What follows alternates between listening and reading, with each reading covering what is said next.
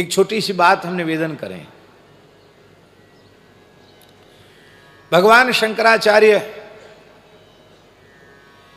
जगत के मिथ्यात्व का प्रतिपादन कर रहे हैं।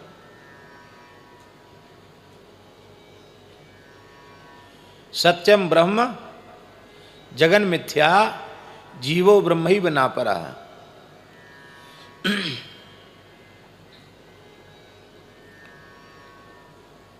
और वैष्णवाचार्य केवल एक श्री रामानुजाचार्य रामानंदाचार्य नहीं, सभी वैष्णवाचार्य किसी न किसी रूप में जगत को सत्य ही स्वीकार कर रहे हैं।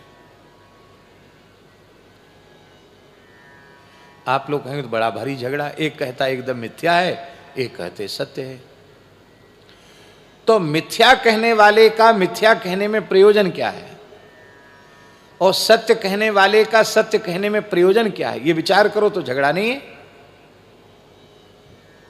भगवान आदि शंकराचार्य मिथ्या इसलिए कहते हैं कि जब तक इसको तुम सत्य मानते रहोगे तब तक इसमें आपकी अहमता ममता समाप्त नहीं होगी। तो आप तो इसी चक्र में फंसे रह जाओगे, भगवान से प्रेम कब करोगे? इसको मिथ्या नहीं मानोगे, सत्य ही मानोगे तो इससे प्रेम रहेगा, इसमें ममता रहेगी, इसमें आसक्ति रहेगी।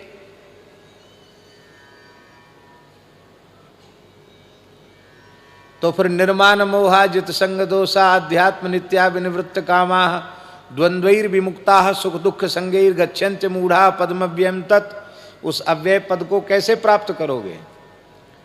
इसलिए शरीर संसार के प्रति पूर्ण वैराग्य हो, यही मिथ्यात्व के प्रतिपादन में मूल हेतु है, और भगवान में प्रेम हो।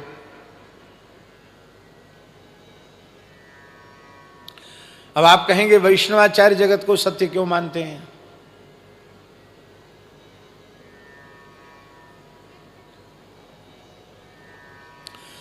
उनका मानना यह है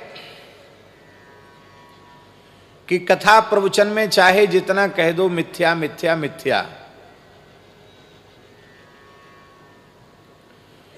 पर मिथ्या मानकर प्रवृत्ति हो रही है व्यवहार में कि सत्य मान के हो रही है। बहुत ध्यान से सुने।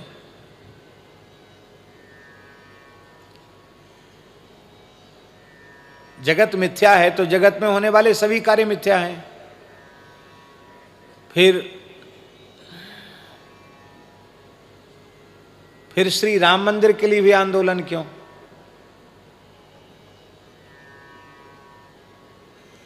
फिर गोरक्षा के लिए भी आंदोलन क्यों? फिर राष्ट्र की सुरक्षा के लिए भी आंदोलन क्यों? क्योंकि सर्वम मिथ्या। फिर किसी भी प्रकार की, मैंने अन्यथा भाव मत लेना, फिर किसी भी प्रकार की प्रवृत्ति क्यों?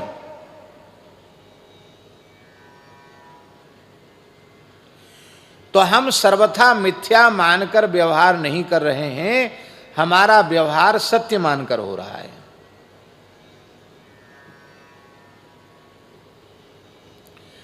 जगत तो मिथ्या है, पर जमीन के ऊपर हम लड़ रहे हैं, केस मुकदमा कर रहे हैं, कोर्ट में खड़े हैं। जगत तो मिथ्या है, पर हमारे बैंक के खाते का नंबर सत्य है, हमारी चेक बुक सत्य है।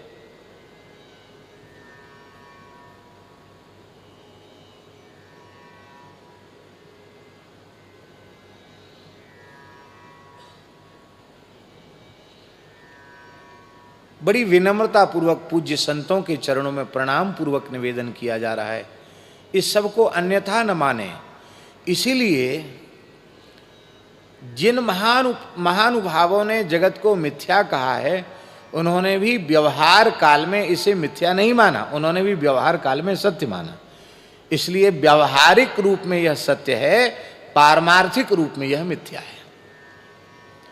यदि इसके व्यवहारिक सत्य को स्वीकार नहीं करेंगे तो फिर किसी भी प्रकार की प्रवृत्ति, जो प्रवृत्तियां राष्ट्र में अत्यंत आवश्यक ही हैं, वे प्रवृत्तियां भी बाधित हो जाएंगी। और आप विचार कीजिए, उस काल में भगवान आदि शंकराचार्य ने राष्ट्र रक्षण का कितना बड़ा कार्य किया। भारतवर्ष की चारों दिशाओं में पवित्र मठ स्थापित किए, बद्रीनाथ जी को पुनः स्थापित किया, श्री जगन्नाथ जी को पुनः स्थापित किया, श्री द्वारिकाधीश जी को पुनः स्थापित किया, और दक्षिण में भी धर्म की धुरी को श्रृंगेरी पीठ के रूप में बचा करके रखा। ये चारों दिशाओं में उन्होंने पीठ क्यों बनाए कि कम से कम इनके दर्शन के माध्यम से भी संपूर्ण भारत एक सूत्र में, धर्म के सूत्र में बंधा रहेगा। और धन्य है हमारे महापुरुषों की परंपराएं, जिन्होंने इस प्रकार के धाम, इस प्रकार की पुरियां, इस प्रकार के ज्योतिर्लिंग के महात्म्य को स्वीकार किया, जिससे किसी भी काल में, किसी भी अवस्था में हमारे देश की भावनाएं विखंडित न हो, संपूर्ण राष्ट्र पूर्व से पश्चिम, उत्तर से दक्षिण तक एक हो जाए। कितनी विकट परिस्थिति थी कश्मीर की,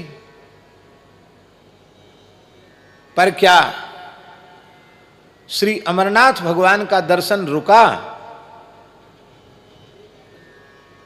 हम तो उसी समय गए थे अमरनाथ जी दर्शन करने जब उग्रवाद अपने चरम पर था, और उसमें बहुत भारी गोली कांड हुआ था, उसमें बहुत से लोग मारे गए। हमारे जो स्नेही प्रेमी थे वो बड़े चिंतित हो गए कि महाराज भी वहाँ गए हैं, महाराज का हाल क्या है। हम तो सुरक्षित रहे, लेकिन बहुत बड़ी संख्या में आतंकवादियों ने यात्रियों को मार दिया था। कम से कम 20 वर्ष पुरानी बात होगी।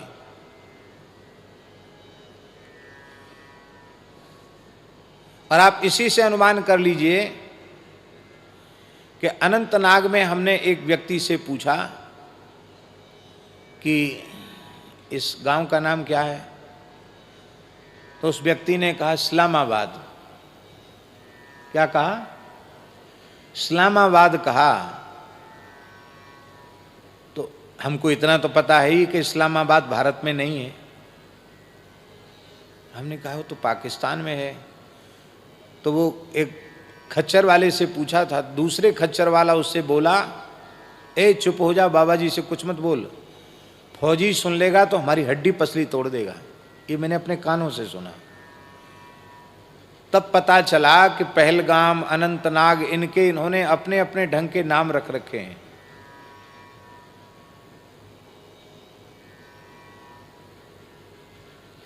ये स्थिति थी वहां। और हम श्री अमरनाथ जी से निवेदन करके आए थे कि अब द्वारा तो तभी आएंगे जब 370 हट जाएगी, नहीं तो नहीं आएंगे, नहीं कश्मीर नहीं आएंगे। भगवान ने कृपा की, स्वतंत्र देव शर्मा जी हैं ना, वो भी आए थे बहुत महाराज जी की आज्ञा से कि कश्मीर में कथा होनी चाहिए, जम्मू कश्मीर में। तो उनको भी मैंने ऐसे ही कह दिया। हमने कहा हम तो भाई ये निश्चय करके आए, आप आग्रह कर रहे हो, भगवान से प्रार्थना करो 370 हट जाए तो हम कर देंगे कथा। वो भगवान की कुछ ऐसी विचित्र लीला हुई, उनसे बातचीत हुई, उसके महीना भर के भीतर ही 370 समाप्त हो गई। उन्होंने कहा कि अब महाराज 370 समाप्त हो, अब आपको आना चाहिए। हम आएंगे, अब भगवान जब धैर्य रखो, पूज्य पथमेड़ा महाराज जी जब योग बनाएंगे तब हम लोग सब चलेंगे, क्यों नहीं चलेंगे, अवश्य जाएंगे।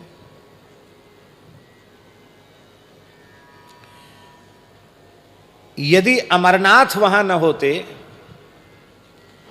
यदि वैष्णवी देवी वहां न होती,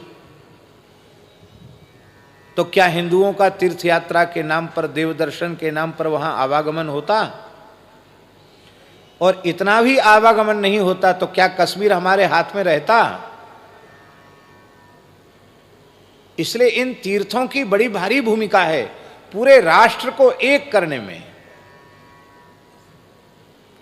कश्मीर से कन्याकुमारी तक। यह है हमारे ऋषि महर्षियों की सोच, यह है हमारे आचार्यों की सोच। तो आदि शंकराचार्य जी ने राष्ट्र रक्षण का, राष्ट्र जागरण का, धर्म स्थापन का, तीर्थों के स्तोत्र लिख करके, देवी देवताओं के स्तोत्र लिख करके सनातन धर्म की स्थापना का बहुत बड़ा कार्य भगवान शंकराचार्य ने किया है। संपूर्ण आस्तिक समाज को उनके प्रति अत्यंत कृतज्ञ रहना चाहिए। जो शंकराचार्य के प्रति कृतज्ञ नहीं है वो कृतघ्न है, उसे भारतीय कहलाने का अधिकार नहीं है।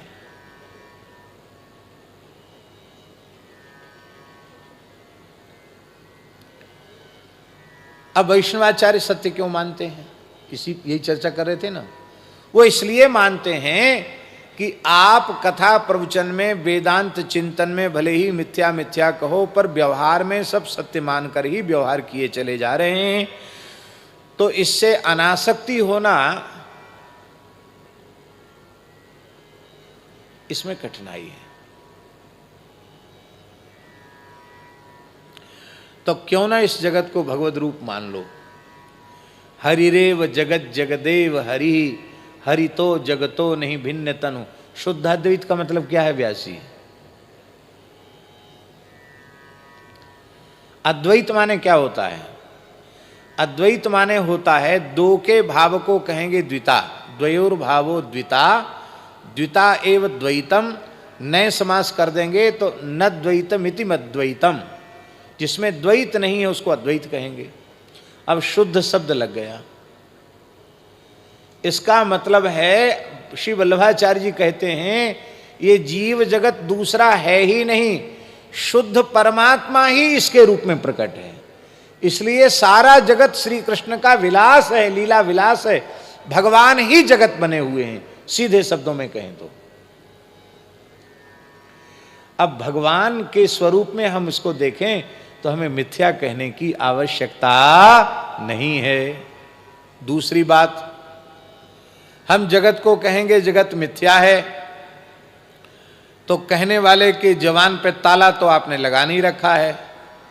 वो तुरंत कह देगा कि जब जगत मिथ्या है तो इस मिथ्या जगत में होने वाले श्री राम कृष्ण के अवतार, इनके चरित्र, इनकी लीलाएं सत्य कैसे हैं? फिर आप राम नाम सत्य है ये क्यों बोलते हैं? नाम रूप सब मिथ्या है। तो भगवान के कहीं अवतार मिथ्या न हो जाएं, ये भय है वैष्णवाचार्यों को। इसलिए वे कहते जगत सत्य है। तो जगत के रूप में नहीं, इसको जगन्नाथ के रूप में देखो। सीय राममय सब जग जानी, करऊं प्रणाम जोरि जुग पानी। जड़ चेतन जग जीव जत सकल राममय जान, बंदऊ तिनके पद कमल सदा जोरि जुग पानी।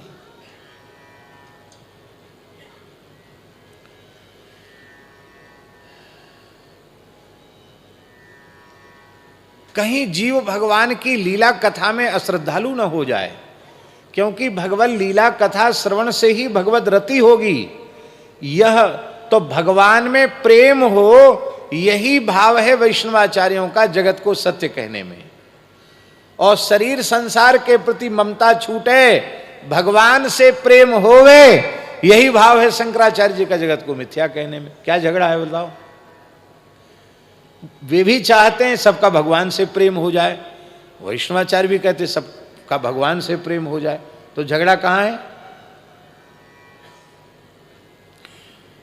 लेकिन व्यवहार पक्ष में देखने पर अलग अलग सिद्धांत हैं, उनके अलग अलग दर्शन ग्रंथ हैं। सभी संप्रदायों की अपनी अपनी आचार विचार और अपनी अपनी परंपराएं, उनकी उपासना की पद्धतियां हैं। तो इनमें महाराज जी मतभेद है। लेकिन एक तत्व ऐसा है जिसमें मतभेद नहीं है, वह तत्व है श्री गुरु तत्व। वह तत्व है श्री गुरु तत्व। आप बताओ, हमारे साधुओं में षड्भेष, उस षड्भेष में पूरे सनातन संप्रदाय आ जाते हैं। साधुशाही भाषा में उसको षड्भेष कहा जाता है। तो षड्भेष में सन्यासी, उदासी, बैरागी, नाथ सब आ जाते हैं, सभी संप्रदाय आ जाते हैं। इस षड्भेष में गुरु तत्व की महिमा सब एक मत से स्वीकार करते हैं कि नहीं? श्री नाथ परंपरा में गुरु महिमा है कि नहीं? आप देखेंगे श्री नाथ परंपरा के ग्रंथों में तो उनके यहां तो सब कुछ गुरु ही है, गुरु को ही नाथ कहा जाता है, नाथ जी का स्वरूप है गुरु।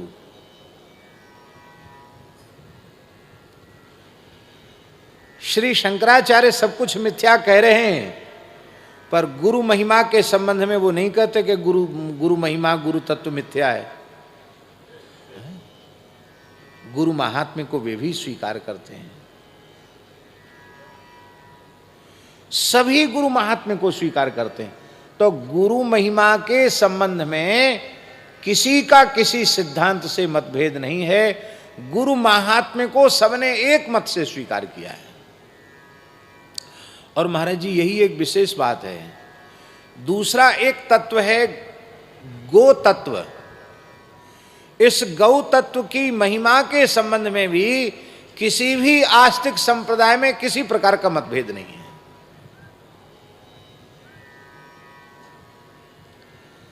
सनातन धर्म के समस्त आचार्यों ने, वे किसी परंपरा किसी सिद्धांत के प्रवर्तक या अनुयायी क्यों न हो, गौ महिमा को सबने एक साथ स्वीकार किया है।